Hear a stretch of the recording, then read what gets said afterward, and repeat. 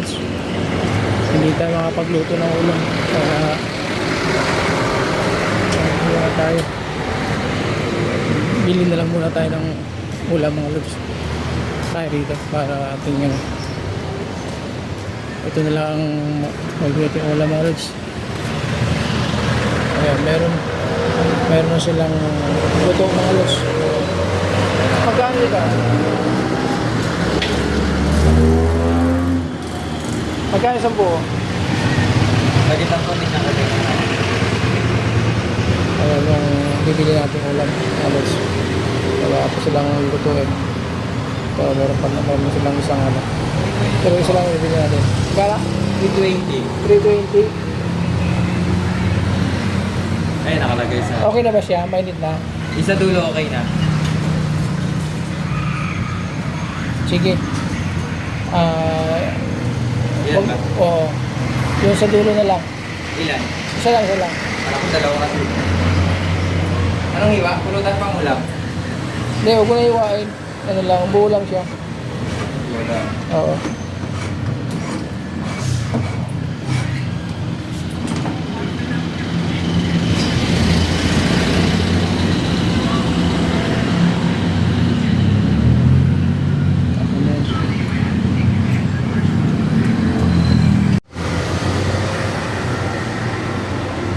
Tulo-tulo pa yung sa bawah.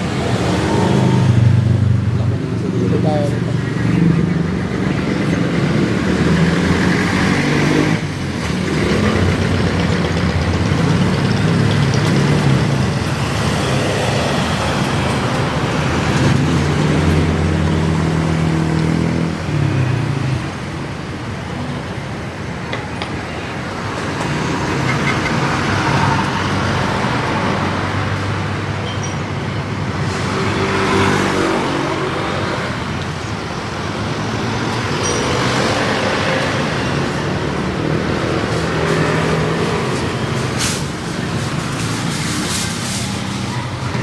Ano yan? Nag-vlog ka? Oo.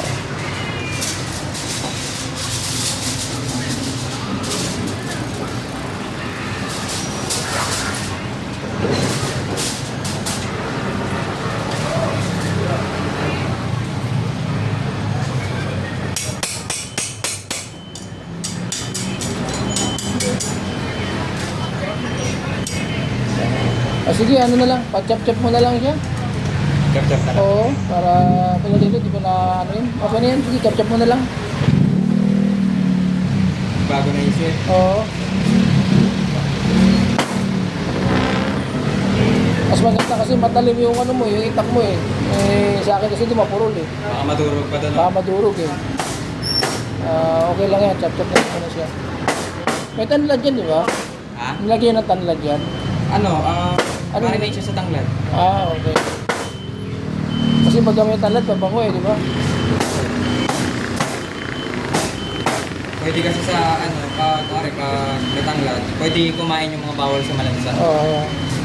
Tsaka maganda rin may tanlad, pampaalis ng lansa kasi yun eh. Oo. Kaya mabango siya. Pero kakaiba timpla ng Mr. Yempo. May limpo din kayo, di ba? Apa. Magkano mo isang ano nyo? 269. 269. Apa.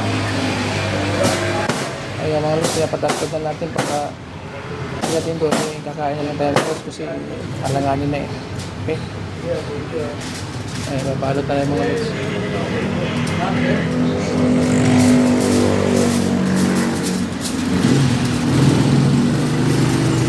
Meron pa naman natira mga lods eh. Ayan.